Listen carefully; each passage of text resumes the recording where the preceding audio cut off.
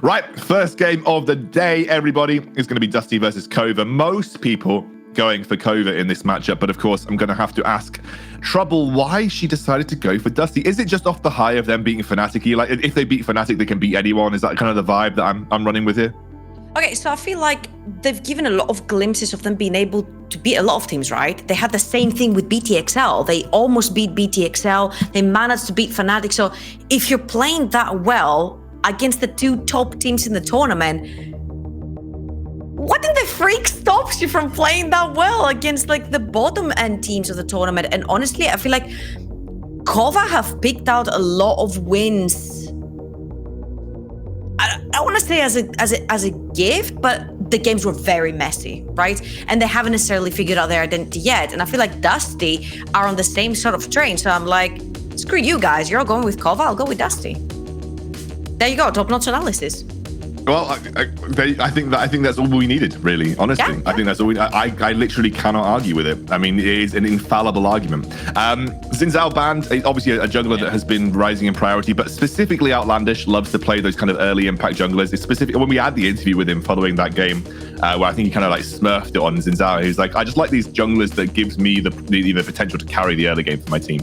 And Xin Zhao's definitely one of those junglers that can do that. Gwen banned away, no surprises there. And let's see where Dusty choose to go with their final ban. Renekton has obviously been taken off the cards, so things like Lee Sin are still open. It will be Karma bans. So there, if you're following any of the other European regional leagues, by the way, Enchanters have been going crazy. We've been seeing Lulu mids, we've been seeing Karma mids. It's pretty insane actually what's been popping up across our regional leagues. But it will be a Nocturne first pick for KOVA. Yeah, and I think when it comes to those utility picks, it's more to do with some of the champions in the meta surrounding them. I think whilst the utility picks are strong, I think you've got some of the hyper carry AD carries, some of the sort of bruisers that really feed off of the shielding in particular, and sort of the bonus health too. That's why we see a lot of them. But Nocturne, relatively standard first pick for a lot of teams at the moment. I feel like he's also risen in priority. I think he is still the most picked top laner in the NLC at the moment, so not crazy surprised in Lee Sin as a sort of safe response, most likely in the top side, but Warzy probably can play it, and Sawyer's actually a bit of an old school decent player, so that's definitely a solid trio flex, and Thresh remained open, so no reason to not lock it in, to be honest with you. Yeah, there are just so many strong picks. The Ezreal, the Nocturne, the Lee Sin, the Thresh, the Viego is still up and available. There's just so many OP picks. I feel like now everyone's like, we kind of need 10 bans, and I feel like it's because the meta is just so wide open, right? Everything and anything can be played in every position, in every role, at any point in the game, for early game comps, for poke comps, to split push comps, to fighting comps. Like everything is just so viable that there's just so many champions that have risen to the top as being strong in their own individual way, and I'm seeing 4 of them being, make it 5. Ezreal went through apparently. Ezreal did go through. Obviously, into the next ban phase. I do appreciate that Dusty went for the AD carry here, because obviously, when you pick Thresh, you want to make the best use out of Thresh, and that often means you can go for some of these more immobile AD carries that otherwise would be very, very strong, or rather be easily targetable and dealt with if you didn't have the Thresh to back them up. Varus is obviously super good in the meta right now. Wouldn't be surprised to see Dusty start to ban away things like the Ezreal, like the other powerful AD carries, because they now have this advantage here. Yeah, and I think the response from KOVA on the other side, most likely junglers. When you've got Viego plus Nocturne, you don't have to really worry about them, I feel like, unless you want to secure an AP jungler. But I doubt that will be the case. I think Outlandish is probably going to pilot this Viego. So yeah, Dusty, I'm expecting another high tier AD carry ban. And I think the foundations of this draft already very strong. You've got Lee Sin, who can probably weak side very, very well on the top side. And you've got Fresh Varus, who are probably going to dominate the bottom lane matchup with 2 more AD carry bans. Honestly, they have 2 choices here. You either ban Kai'Sa, so she can't pair up with the Nautilus very well, and she can't die with the rest of your team, or you ban the Rumble. I would say that I would like to see Nocturne and Viego on solo lanes, preferably Nocturne mid and Viego in the top, and then have a very strong S tier AP jungler. I mean, that's Rumble. Diana is still in there, and she's so freaking impactful in the early game. So you're gonna have to pick your poison, right? Because right here, KOVA is pretty open into locking in the Kai'Sa and completing the whole team scenario with diving all into the backline together with their ADC, and Diana has been left open, which is something that Dusty could choose to go for, because you have Lee Sin that could go into a solo lane. You can choose another AD mid lane like the Tristana, like the Lucian, and combo it up with the Diana. Well, given it's Outlandish, I would not be surprised to see Kai'Sa, Diana as their final rotation, but it looks like Dusty are preempting that right now because the Diana is being hovered over by Dusty. If they lock that in, you are actually kind of limiting maybe what Outlandish can do here. Now, we have seen a little bit of fiddlesticks here and there. I don't, that has been something that as an AP jungler has here. I mean, I think it's something that could be legitimate in this draft. I'm not going to say it's like a terrible pickup in this particular circumstance. No, I mean, like, Fresh doesn't really deal particularly well with it, in my opinion. There's no, like, great disengage tools outside of the Lee Sin kick when it comes to dealing with Fiddle. So, I mean, it's a good call. I don't necessarily think we'll see Outlandish pilot. Because, again, I feel like Viego is such an outlandish thing to lock. But they are hovering the Gragas, so maybe thinking about that AP jungle sort of setup. And with the lock-in, I would assume that will be Outlandish piloting the Gragas, unless we see some sort of weird throwback to the Gragas top lane and then, weird other lane setups. But over to Dusty now for their mid lane pick. I would imagine you can probably leave Lee Sin in the top lane and look for something that can secure priority. Maybe something like the Lucian in the mid lane would be pretty strong here for Warzone. I'm not sold.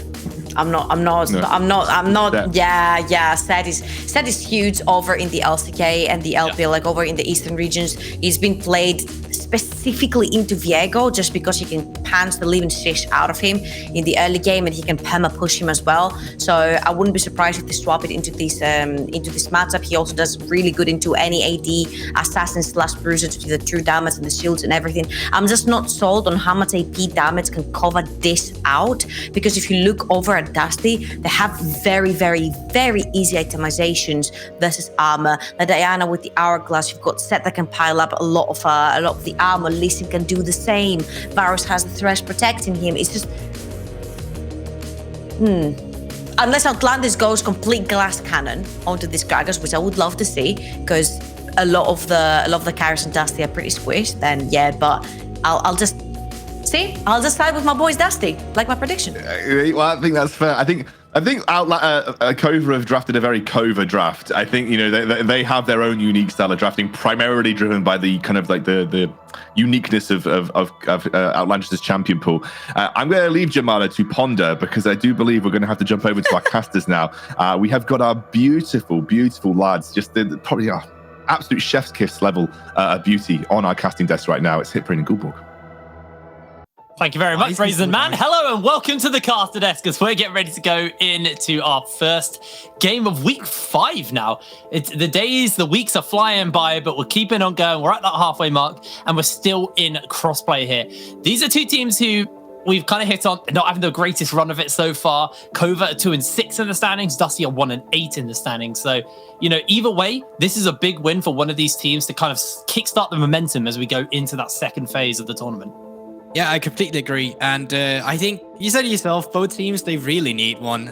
We talk a lot about playoffs. Realistically speaking, it's not going to be the goal for these teams. It's skipping out on relegation. Dusty as an organization has always gone to relegation in the NLC so far. So obviously you're looking to, no matter what, just make sure that does not happen again. I do like what Dusty have put together, though, on their draft here. I think this is a really, really solid team fighting comp here. You got M-Test to kind of whittle them down, and then if Sawyer can find a good flank and get a massive ultimate off of the Moonfall, it could be a really, really disgusting team fight for the side of KOVA. But they do obviously have tools in their kit as well. As long as Stormy stays back, he can pull Tiara out of any danger. Yeah, hold up. Throw him into danger if you really want. Hold up.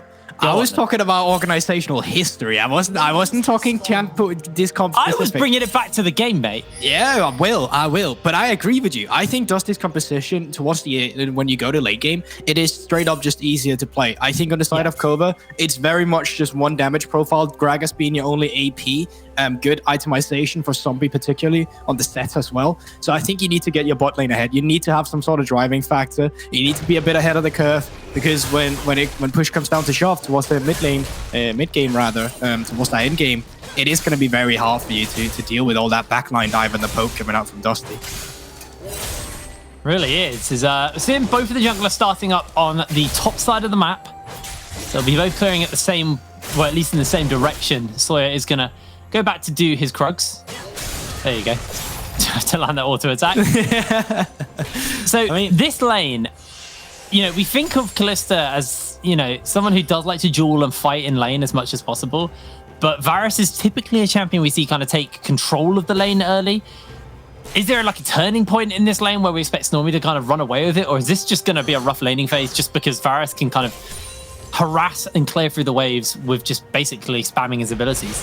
You know what, Jake, I'm glad you asked, because it actually comes down to the support matchup rather than the AD on AD. Because yes, in the level 1 specifically, Varus does hold a little bit of an edge, but once you get into an all-in potential with the support, that's where Kalista starts thriving. When your support has the better matchup, Kalista kind of automatically get the better matchups as well into the enemy team. But I think realistically speaking, what you're going to be looking for KOVA is that they're going to be looking for level 3, and not only are they looking for their XP, they're also looking for their wave to bounce back into Dust, because right now they can't fight them due to the wave being so big. And now with a crash coming through from Dust, you can see they're actually moving their members up on towards the jungle, where Sawyer is taking away the rep buff here. So I like this from Dusty. They get some pressure down in that bot side of the map, and they actually make use of the pressure they have. Now the minion wave will push back into them, and now they need to be a bit careful, but they have Sawyer in the back end. They have Sawyer backing them up because he's only got the bot side of the map left to clear. So right now they don't actually have to worry about too much. Nice play by Dusty just in general with the situation they have. It's really nice, actually, because that forced Atlantis to go all the way up towards the top side to get that crab. He's going to go scout around. The most he's going to be able to do is place a couple of wards, because there are no camps for him to even think about. Well, like you said, Sawyer still has his entire bot side of the map to clear, so he's keeping the farming going, and tempo definitely in Sawyer's favor right now. And all they really lost for that was a little bit of information on where Sawyer will be when he goes to that chicken camp later. Yeah, for sure. And the thing is, like, right now, that's only going to scare them a bit, because they know, oh, his topside camps are not up. He's not around topside. Bot lane can't look for an all-in, which we kind of wanted to. Now, here's the thing. There is still the Crocs camps up for Atlantis to clear. It's only level 1, so this, in the future, Sawyer is going to be ahead of the pace in terms of XP. You can see his camps, especially Crocs, is spawning in 10 seconds, so they're going to come up soon. And as soon as he's going to be spotted up towards that ward you talked about just earlier, you could look for something down towards bottom, because Outlandish is still around the area. Yes, he's on the leveling in terms of against Sawyer, but there's really no other camps to do, so I think that's what they're going to be looking for now. Here he comes. He's going to appear on that Trifrost board. They land the hook onto Blue, trying to find some space to be bought here. As MTS gets a little bit extra damage in. Here comes Outlandish. He's got the Nikes on, but there'll be a lantern for MTS to make sure that they can't get close enough. He's going to be able to get away. He is, but, you know, Tiara, he was very slick about it. Did you see how he hit that hook? Yeah. Yeah, he minion determinalized the minion, and then just before it popped, he shot the hook. I was just like, yeah, he landed the hook, whatever, bro. I didn't oh my god, no, it's the way he did it. And I love doing this. I think this is a niche trick. I don't want to like praise myself. I do this a lot myself in solo queue as well. And I see like very few people actually doing it. I like the adaptation on hook champions that you go minion dematerializer, because then they think they're safe behind a minion. You start minion dematerializing it, and then just before it pops, you hit the hook. They think they're safe behind a minion, and the minion just dies to the minion demat. It was really nicely done by Tiara. Unfortunately, they don't get more out of it, but I like these small little tricks we see from him. It's the mind games as well, Gulborg. All about that. Now, every time we do look up towards this top side, Tatooine getting a pretty decent trade versus Zombie.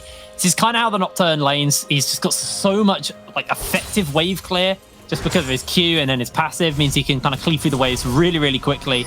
So Zombie kind of being pushed in heavily and always fighting with a minion wave fighting against him, while his has been heavily trimmed out by the Nocturne. Resets are going to come in for the top laner on both sides. As Sawyer's just continuing his spree of denial here, taking away the Gromp from Outlandish, who showed on that bottom side going for that gank. Also, the thing is with the Set Nocturne matchup is that Set's very easy to spell shield for Nocturne. You don't want to spell shield E. You can't even spell shield the Q. And the main source of damage that Set usually has is that he's able to take a lot of damage, and then he'll Haymaker you. But Haymaker is the easiest ability to time in the game, as you can see just there. That was... Satori doesn't even take... well, he loses out in the trade because he just got beat up afterwards. But that is in terms how the matchup usually goes, that you don't have to worry about the Haymaker coming back to you, because you'll always have to spell shield to block it. I was almost like you just had scripted that with those two to go into that just as you were talking about that point. They just I guess I'm just very good at my job. What can I say? What can I say? I don't know. I think you might be paying the players just to make you look smarter here. Oh yeah, sure, for sure thing. Now we're talking about jungle. Oh, okay, no mind. Go on. Slam coming in. Tatooine is going to be able to not get the fear off. Zombie going to sprint out from that one, but Tatooine now is going to have to look to reset. Hasn't got the teleport either. So we'll lose a couple of waves here. As Outlandish is going to help simply shove this wave in. Simply obviously looking for maybe some kind of a reset or to help with that dragon. Great. He's going to go down towards the dragon. It's quite easy because you're moving on with the Lee Sin, who can clear basically every minion wave as soon as you pick up the Iron Whip, whatever it's called. Iron Whip Spike? Is that it? Yes. All right, there you go. So yeah, you E, you get that down with the last percent HP, so it's always very easy to just get instantaneous pressure. So yeah, they get the pressure in mid, they move down with the bot wave. That was a nice hook, and that is going to be easy as that. First blood picked up for Snormy. What are they doing? They had no business doing that whatsoever either. Mid lane priority already taken by KOVA. Bot lane priority taken by KOVA. So when they're moving up, it's really easy for them to get in. Trader hooks come down, and Tiara kind of taking a little bit of damage here as the Hail of Arrows goes down. There's a little bit more poke from M-Test, but Snormy now hit that level 6 mark, being a little bit more comfortable to continue the fight. And now it's also the point, as soon as Tiara does hit that level 6, I'd love for them to put Outlandish down here or work with Simply as soon as he get pressure to move down. Because when the Nocturne Paranoia ultimate is up again, you don't actually have to worry about TP. You can always just start that if you want to make a play, but luckily you don't even have to think about that as no TPs are up whatsoever. So creating bot lane skirmishes right now is going to be very favorable for KOVA, as they do right now still have a TP advantage in the mid lane. So in terms of map state, the jungler is still very much ahead from Sawyer, but in terms of potential plays that can come out from KOVA right now, they do have a little bit of an edge to work with if they decide to go for it. Bit of a death rush is being thought about there by Dusty. Decided not to go for that, and KOVA now rotating up towards this Rift Herald. Wave's going to get shoved in by Zombie as well, so someone has to go deal with that, and it will be Snormy to do so. Resets have come in from Dusty as well, as it does look like bringing their whole team over towards this Rift Herald, so we might be in for a bit of action here. There's Baloo hanging around the mid lane, seeing if there was an opportunity to punish Simply. Zombie going to go for the reset. Zombie doesn't have the ultimate. Does have the ultimate, doesn't have teleport, so Unning wanting to stay around. Tatooine, no teleport, but no ultimate either, is going to start to walk up. But this Rift Herald already half HP. KOVA maybe a little bit slow to the punches. Baloo lands the hook into the play, and that is going to be Tiara taken out by M-Test. Nothing they're going to be able to do about that one, and Rift Herald will be the prize here for Dusty. That is just so half-assed as well. Why'd you move off your bot lane if you don't want to move off the top lane? And if that is the play to get free plates, then why don't you just decide to put Tatooine down in the play and just cut your losses and say, you know what, we missed out, we misread the play here. We accidentally put a bot lane up, but they just decided to put everyone up. And therefore, you could, with the Nocturne, have gotten a lot of plates for free. Instead, he decided to move off. He didn't even get the extra plates. He just wasted his own time. And all in all, Dusty just answers back there with a little bit of a misread from KOVA. Oh, hold this. Look at Sawyer. Gonna sneak in. Maybe a little bit of alcove gaming as the fear goes down, but here comes the backup. They're looking to jump on the tackle where they pull him in, and that's gonna be the slam down. Outlandish chunked out, but able to survive. Doesn't look like they're gonna summon Rift Herald. They don't want to hang around, but they're happy with the kill. Oh yeah, they most certainly aren't. They're also evening out the map state again. You can see we're going back to standard lane assignments once again. And with the Rift Herald, obviously you could try and look for that towards the top side. It seems like that would be the play, or else they're just looking for a return gank where they know they could get the full tower with Shelly as soon as it goes down. But we're going to have to wait for that one. But we can see mid lane right now as well. Warsy is shoving that in. He does have Sawyer in the background as well. So if you get this mid lane pro for free, either pick up yourself a plate, move down towards the bottom, just pressure that fuck of wall, so the bot lane that wants a lot of priority right now with Snormy and Tiara is backing off a bit. Get a little bit of additional damage in. M-Test now has the Chains of Corruption. So is it just a little bit of trading in this bot lane? Every now and then, hook comes down. A little bit of trading, but there doesn't seem to be too much kill pressure at this moment in time. So we're 10 minutes into the game. Let's take a stock of where we are. It's a 1,000 gold lead over to the side of Dusty. No mythics have been picked up. They got the double whips, so pretty okay wave clear for the top and mid side right now. You know almost what I recently saw you tweet about, by the way? Yeah. So That just happened. In case you guys don't know what we were just talking about, well, recently I saw HipBrain shares a little post on social media that whenever he doesn't know what to talk about, he'll just say, "All right, let's bring up the gold lead." No. I actually talk about the individual gold leads, but there we go. We have the individual gold leads. This is going to kind of break the fourth wall and ruin the illusion, but if I run out of things to say, I will talk about individual gold leads. Well, you could start talking about objective spawning in 20 seconds, or you can take a look on towards the top side of the map where you can see Warsy, Sawyer. They're all moving up here. It looks like they're just spotted out on wards and saying, all right, let's not do that. Let's get the Drake instead. Looks like Dragon will be the point of interest. They have now finished up that Nash's Tooth onto Sawyer, so first item coming in for the side of Dusty. They're going to summon Rift Herald and just look to pick up a whole bunch of plates. There's not really going to be anything they're going to be able to do to stop this charge from coming down. Even if you get to the eye, you're not going to do too much. The charge comes down. The gold is gifted all over to Sawyer with the Dragon up. And the pressure there. We'll see who's going to go for it because it looks like both teams hanging about. Tatooine has got that Paranoia available. So might see them come in for the fight here. We might have our first 5-on-5 here. Yeah, we might, but pay attention to the mystics already come through. KOVA, you're looking for the reset for Simply. You're looking for the backline. And from the side of Dusty, you want to blow up these priority targets. Picks with the Chains of Corruption or the Threshold are what we're looking for here. They're doing their best. They're doing their due diligence. Just trying to clear out the vision. Sawyer, the start of the Dragon Simply in the area, but they can't see it's going on. Now KOVA making their way over. Dragon's already low. It's already down. The hook comes out by Baloo. It's going to go a bit wide. And Sawyer waiting for the opportunity. As the Paranoia's being popped, they're jumping straight in onto the Eddie Carry. But a 4-man Moonfall comes down. And this fight is all Dusty all the time. Simply will take a Heartbreaker, take a form, but he will lose his life as he gets himself a double kill. So he actually did a lot of work. Finds himself a hook. Heartbreaker gets the turnaround. Not going to be quite enough as the ace comes in for Dusty. But goddamn Simply, that was close. I swear, had he got another possession on a target that wasn't Thresh, Emtus might have fallen. Then we're looking for the next and the next and the next reset as well. But they pick up the fight. And what a disgusting way to do it with Sawyer and Zombie as well, just annihilating the backline. They pick up the Drake, they pick up the pressure in the lanes, and they'll pick up this mid lane turret as well, it seems like. So Dusty keeping the pressure up in this early game. That's been very eventful so far, HipBrain. So just have a look at the fight again because it started juicy for Dusty.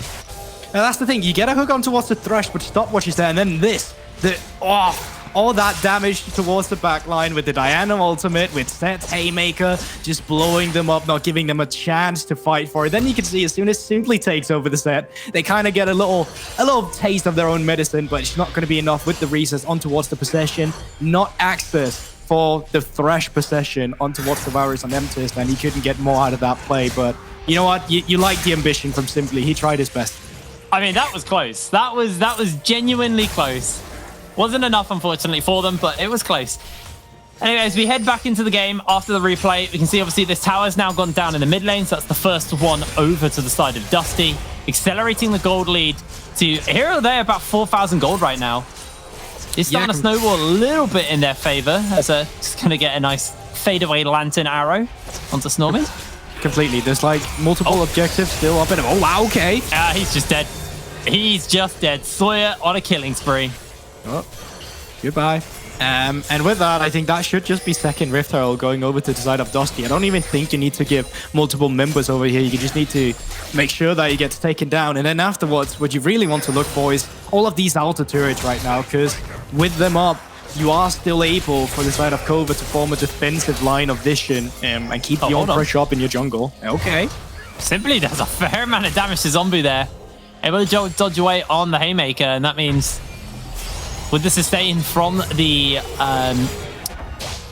Viego, just able to kind of keep that going. As Warzy in the bot lane, just going to be able to push this wave in. Not really too much anyone's going to be able to deal with this. They have got Tatooine about, so he should just be able to make his way over and clear the wave in time before this tower goes down. Well, cross maps are looking to come through as well, and reset has just come through from all of Dusty. Good special maul comes in from Simply to land the stun onto Zombie. They are looking for him, but the teleports are coming in into the face breaker, into the belly bot. The slam is there. Big shield into the Haymaker. Outlandis loses his life. The Paranoia is on, and that's going to be the form taken away. Warzy's all alone. Lands the kick onto Simply, who puts up the shield, but Warzy will follow in as the hook is beautiful. Dusty turning around 2 for 1. Nicely done by Zombie as well, prolonging the dive for the TP for Warsley to come through.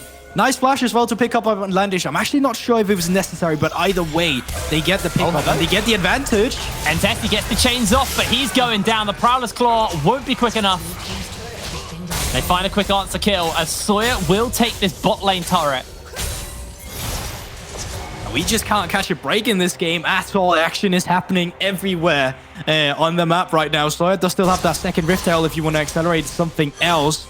But all in all, I think you're looking at possibly forming a better line of vision, specifically around MTS. If you have to weak out around mid lane like that, at least give the man a little bit of vision so he won't get caught off guard with Hextech Flash over the wall from Tiara. But really nice creative outplay from them. And as we take a look at the gold lead, Hit-Brain, you can see in the mid lane right now, huge gold lead from the side of this Lee Sin as well. Also in the jungle, 3,000 gold ahead. Look at Sawyer's gold and look at Outlandish. Look at the XP. Look at the difference in the jungle. Oh, the more you look, the worse it gets.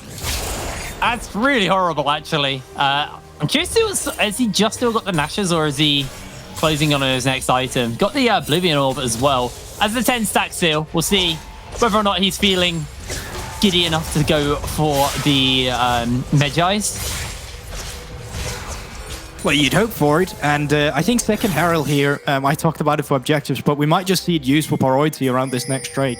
My question is really, does KOVA even want to contest this?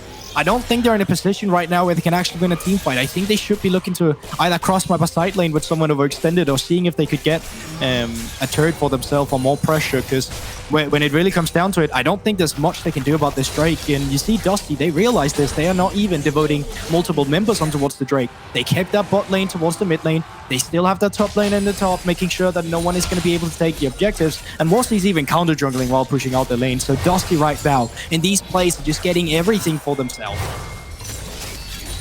We'll see where Sawyer decides to use this Rift Tail, because it's not got much left on it. It's about to time out. So they may just look to push it down in the mid lane, but Sawyer kind of bouncing from lane to lane, figuring out where they want to place this. And in the meantime, I think with we talked about the game plan for Dusty a bit. We talked about how, all right, let's go for that Herald in the beginning. Let's take care of the outer turret. Well, you've done that so far. You do have 2 Drakes already, but at this point in time, I don't even think Soul is going to be a win condition for Dusty. While it is nice with ultimate cooldowns and the movement speed you get out of it, the raw stats and numbers you're ahead right now due to the experience and gold you have should be enough for at some point where you just take care of these last turrets, you start counter jungling even more, and you get the priority around Drake and you just start a turn for it. Could be something you're looking for at some point in time. Because you do still have nice people to tank it. Seth and Lee Sin are excellent at actually being the frontliners for the side of Dusty, and you don't actually lose out too much as well on the magic resist debuff you get from Baron buff, because there's only one MR guy or ability power damage on KOVA in the Grackers, so it's not even like you're gonna suffer much for starting up a Baron early. No, not at all. I am glad that we saw Sawyer place that Rift Herald, because I was getting a little worried that he'd just forgotten it was in the inventory.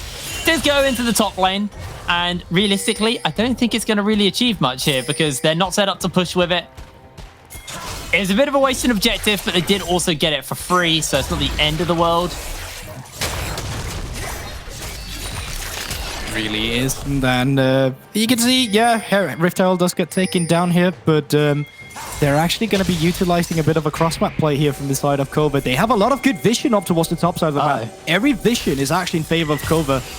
Oh, Warzy, you might be in trouble here. Tiara's coming in, but minion line's going to make its way forward, and Warzy's able to hop away to safety. Meanwhile, Dusty, they're quite happy to trade a top tier 1 turret for a tier 2 mid or potential collapses. I'm going to pop the Sky's Bloom just to spot out KOVA on the rotation back towards the mid lane. Dusty not really getting anything from that, but they're okay. They're cool to chill. The game's definitely in their control right now. It's playing to their tempo. But the fact that now N-Test has just finished up his second item, looking to fully stack that into a Mirror Mana, it's going to be the big spike coming in for him. And while I agree with you, I think that was KOVA's gank didn't work out. But that vision control, it really should never have been there. The fact that they were able to establish that one thing, well played to KOVA for actually managing to do that. But on the other hand, Dusty should never allow that to happen. That should be their vision line. The fact that KOVA is able to create plays this far on the map with all outer turrets being down shouldn't be a thing. They should be the one excelling the pressure. But right now, it feels like KOVA is the team that is kind of pushing them just a bit. Dusty, very passive about their playstyle right now. I think they're just looking for Drake, or at least they don't want to commit to a play before that objective. Does look like that's the case, as they are just chilling for the moment. They're trying to get a bit of extra gold and clear out this vision. Now, there's pretty confident vision from them. There are a couple of blue wards behind in their red side jungle that KOVA have been able to put down. But other than that, now that Squire is used, they actually have no ability to check without face checking this area. But I mean, if we actually do just look at where the visions is, sorry, you got that one pink ward there, and then there's 2 wards much further back into the red side jungle. Dusty have complete control of this area of the map. And like you said, Dragon's not particularly a win condition. So as long as this Baron stays pretty warded up for them, they might be able to find an opportunity to sneak it away. Yeah, but I feel like they're using this vision for the wrong things, though. Yeah, this is good vision to make them uncertain, but realistically speaking, it just seems like you're not starting up that Baron. I think the game plan for Dusty is that now they're going to be moving around the Drake here and take a focus on that instead. And I think you could have used that vision control to punish the side lane instead. I think you could have used that vision control to just own the entire jungle of KOVA rather than just using it around the Baron there. So if you used it around the bot side of the map to kind of pressure KOVA into position where they wouldn't be able to get too much. And now you see it again. It's actually KOVA up. They get the scuttle. It's small things, but KOVA are able to still get a lot of resources that are on the map. They're doing a good job at trying to stay evenly behind, if that's even a term. And you got to compliment them for that. But Dusty now, with this gold lead, could be looking to siege down this turret. There is the Devourer's poke to come through. You have the all-in potential from Zombie and Sawyer. But it looks like they're just going to be pushing out mid and looking on towards Drake. Tiara is actually coming in behind. Flash, the paranoia is on, and it's going to be a brawl already. Jumping in as the cast will separate the fight. Blue all alone, and they're going to find Zombie as the first victim of this fight. Outlandish comes in, Sawyer goes in, a 4-man moonfall! Absolutely disgusting! And M-Test is ripping through them. Dusty turn the fight back around in their favor, and Stormy is on the run. The arrow does do a little bit, but it's not enough to find the kill. And KOVA start the fight, but they lose an extra member as now Warzy feeling it, comes in, trying to find his opportunity to find another kill. Simply is going to go down as Stormy heavily chunked out, and Sawyer will flash and Lunar Rush for the kill. It's only Outlandish remaining, and Warzy will hunt him down. The Gragas has nowhere to go. That is Lee Sin, and he will run and chase you to the ends of the earth. The kick comes in, and Warzy will be able to finish up Outlandish here, as the Baron will also be the prize here for Dusty. A delayed 8 to Tiara's respawn, and Dusty will get the Baron. Yeah, that's the comfort zone for Dusty. That's when you walking into them and you can turn. We talked about Sawyer's engage, the damage to come through from this jungler. He's so far ahead. We haven't gotten the Medjais yet, but it's still 3 items after the fight, and it's still 10 stacks on towards that Dark Steel. Do an insane amount of damage. But first off, KOVA, once again, we talk about it. They're very good at being proactive. They're very good at finding some picks to get back into the game. Very unfortunate cast from Outlandish, forcing Tatooine to actually flash into that one. And here I think it's a bit of an overstep. Yes, you got one, but you're still facing up against a really fit Diana, and you're doing it up against the opponent's mid lane turret. There's no way you can keep the chase down. And then simply baiting in the rest of his team a bit here. He charged up the stun, missed the stun, and the rest of his teammates just got caught up in that fight. So during the replay, I'm watching the live feed, and Tiara just hex flashed in towards his face. I was like, he has flashing kick. That might have been a little bit worrying, but is able to survive. His Outlandish is now coming in, looking for a potential flank with Simply. The paranoia is on. They're going to look straight to jump in on to the Varus. The box is laid down and looking for the quick turnaround. Sawyer comes in. Moonfall lands on top of multiple members as Warzy just going to hop in and look for the tidy up. Zombie comes in with the suplex and the slam. And Warzy able to do a lot, but this is still going pretty good as Snormy's getting a lot of stacks into these members here. And suddenly the fight is turned around. KOVA have found their opportunity and their heart is broken. It's an ace for KOVA and they only lose 2. I don't know what's happening from Dusty, but it just seems like they're not willing to play for their lead. And KOVA, they're just playing this game so well from behind. We talked about it. You just need these resets on towards Simply. Very clutch fight. He was able to pick up the possession. And as soon as Sawyer was one of these possessive targets, he just cleaned up the fight entirely. KOVA, really bad early game. Like, okay, maybe not bad. That was a very tough word. But it's only to give them credit towards how well of a mid game they really are playing in this situation. I mean, here you go. You can see the fight again. It looked like when the big moonfall came down, that was their moment, but they'd already lost M-Test, and from there, it was feeling pretty doomed. It really was. You can see possession, already 2 possessions so far. Can he get the 3rd? Yes, of course he can. And meanwhile, this is happening. Snurmy is just free hitting in the back because they're too busy trying to take care of the front line. Viego, yes, probably a bit broken in this case scenario, but still, it's KOVA playing towards that win condition. And they're still behind in gold. Dusty, looking for plays. Tatooine may be caught off guard here. A lot of members are coming in. Yeah, they're bringing Sora over with the lantern. It timed out in time! Oh, so tragic. They can't see if they don't know. They don't know. Oh. Turn the lights out and go to bed, Sawyer. That was so unlucky. There's now KOVA looking to jump in on the hunt here. Simply very, very strong. Got the Divine Thunderer and the Blade of the Ruined King. Building towards that Asterix is the next item as well. So going to be pretty strong here. Ciara now has to jump away. As Baloo Flash misses the hook. Yeah, I just heard the sounds of 1,000 pings. I've heard so many pings go off in my ear there. But even then, what happens if you hit the hook? There's no Baron to take. There's no Drake. You just flash hooked. That was it. You just I don't think it's not a priority target. It's just a Nautilus. And you know, that set Nautilus, actually Abyssal Mask first item as well, setting up his teammates, making sure that whenever opponents are immobilized, they're taking a bit of extra damage. And you know what? Nautilus, pretty good at doing that. So I like that build pathing coming out from Tiara as well. We've seen a lot of supports as of recently just skip out on support items, specifically the LPL, where they go for a lot of Sonya's Hourglass first items on Leona and Nautilus as well.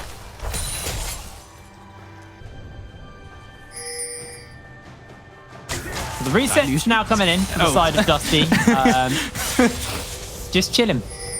Just chilling. Yeah. I mean, this is like the gold lead now is just over 5,000 or just under 5,000 right now. So it's shrinking. And, you know, the later we go, the less the gold is kind of relevant.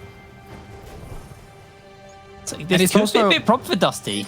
It's also about the key targets they're on, by the way, because yes, they're up at... Oh, no. Oh. He's a blind monk because the lights are off and the Spectral Maw will stun him. Warzy goes for the kick.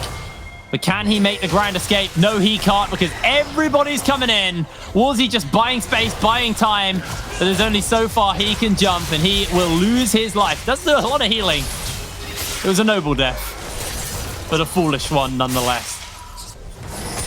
And you know what? Yeah, they might lose this topside tower of the map here, but I don't think it's going to change the map state too much from the side of KOVA.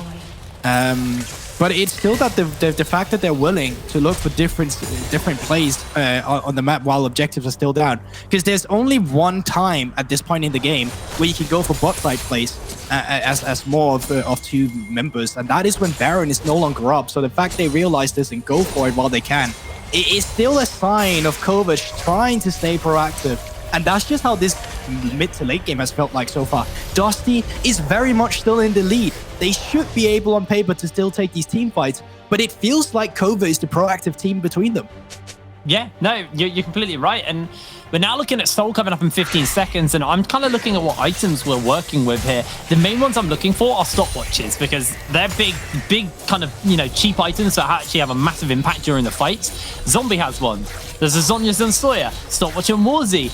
But M-Test has got a broken stopwatch. He is a priority target for KOVA, and he doesn't have that Zonya's, that stopwatch to buy him space. And I actually think because of that, they're not feeling comfortable with the fact that they just lost their top laner, they lost a lot of the priority on the map, and with no stopwatch on their carry, they don't really feel like they're comfortable to fight. And it's only a Cloud Dragon, so they're just going to look to give this one up. But they're 4K up.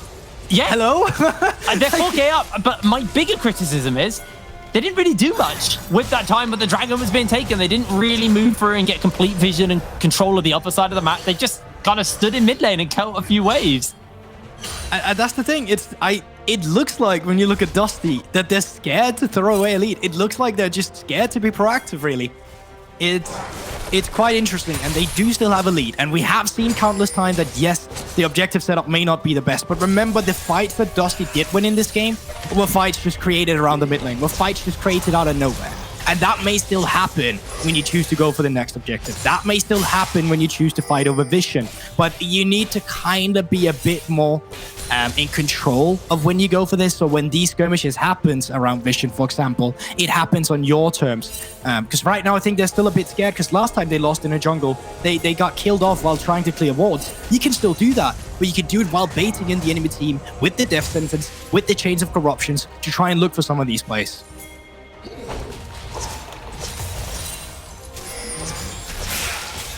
Definitely taking a bit of a slowdown on the pace. Actually, I say that, and they're just layering the CC onto Warzy. He is able to ward hop away to safety. As the chain of corruption was actually thrown out by M-Test, and now that means he's a little bit more exposed. Blue is at his back, and Paranoia was available for Tatooine, but the Spectral Morph from Simply might be able to enough to find the hunt onto Warzy as he dodges away in the stun, and Sawyer looks to turn it around. Moonfall comes in. The kick is going to be enough as they're able to trade out 1-for-1 as the Paranoia lands. Going to use the stopwatch, and the hook is going to get blocked up at the moment. Zombie coming in on the flank, but he's been slowed down, and now he's going to get chased out as he has to go for the flash. Zombie takes a big chunk of damage. At the end of the day, he's going to be able to make it away from this as Hook comes in into the play. A bit more damage coming out onto the backliners. Outlandish flashes forward. M-Test flashes away as well. They've got a big fight working in favor of Dusty right now, but they are finding the opportunity to turn this around as Zombie gets a big shield off, and the slam is enough to take out 2. Just like that, a triple kill for Zombie. That's the second time in a row I've watched Outlandish just cast the enemies onto his backline carries. He's really not making it easy for them, and it looked like despite the situation KOVA was about to take it, but no, Dusty show up once again. And what was that hit frame? A fight out of nowhere just because of the vision or the pressure of the map, not around the objectives. These are the fights that Dusty shine in, apparently. They absolutely do, and they're going to get the Baron off the back of that. And Warzy does a bit of an odd teleport, but he's fine. Let's go back into the replay because it was scrappy. It was back and forth. Yeah, it was. I actually really like the flash from Outlandish. He just have to stopwatch. He's got the time to do it. But then look at the cast. Snurmy's trying to kite back, but he just he throws the members onto Snurmy, and it's just not working out for them. A really nice suplex from Zombie, just dunking them up with an instantaneous triple kill. And that's the skirmishing power we do still see in Dusty, but you can also see the potential in KOVA's composition while still being so far behind. I mean, you can see the total damage dealt this game. A lot coming out from Sawyer on this Diana. He has now finished up that Magi. He's decided that maybe it is time. I am doing a lot of the damage. This Tiara has got the Hex Flash. He's going to come over the wall, but there's a Lantern. The Hook's going to catch him before, but the Hook comes in return. They're going to get the depth charge off, and now a big Heartbreaker over the wall they go. Massive cast comes out from Outlandish, and Dusty, they are scattered. They have nowhere to go. The show can't be stopped, and it's a shutdown. Picked up onto Callista. Meanwhile, Sawyer is able to take a tower in the bottom side and an inhibitor. A lot of damage coming out from this Diana. It looks for Tatooine, but a great spell shield will deny anything else. Sawyer needs to back off. Yeah, you can see they're trying to collapse. The vision control is established. Tiara moving down as well. And it looks like they want to catch him. You said it yourself, Paranoia is still up for this one. There it is. He just needs to get to the Lantern. Takes a taxi through Tiara. The CC's on, but the Lantern will buy the time, and Sawyer able to escape. Yeah, Tiara didn't have a ping ward in the inventory, so couldn't really place something down on towards the Lantern. That would be reliable of him not actually picking up the what's it called? The Lantern, yeah. And his wards were out as well, so he only had one. But this time around, invested in 2 ping wards, making sure it's not going to happen again. And in 20 seconds, soul point for Dusty is still up currently. They can get the soul if they decide to fight for this next Drake. And it looks like from the posture in that, for once, that is something Dusty's going to opt into. 7 seconds until this Cloud Drake spawns, and it looks like Dusty are going to be able to pick it up. There's not really going to be any contest, like you said, but you know, again, it is the Cloud Soul. It's not going to be game breaking. It will be nice though. A little bit of bonus movement speed to M-Test, a bit of bonus movement speed to everyone. Does mean that they might be able to kite a little bit more effectively. As 4 items pretty much across the board for most people in this team.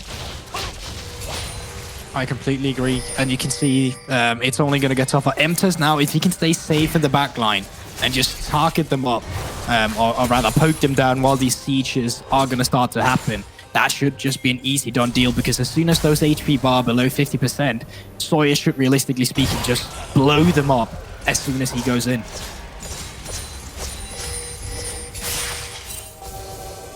It's been a longer game than we're used to, actually, here, as Sawyer once again being hunted down. The Protobelt has been used, and Sawyer able to get just enough movement speed to get away. The cask is going to send him back, and Sawyer needs to continue to run. Has got that Moonfall, so probably can continue to run away if they try to jump in onto him. But meanwhile, Dusty on the other side of the map, they're looking to work this wave into this mid lane.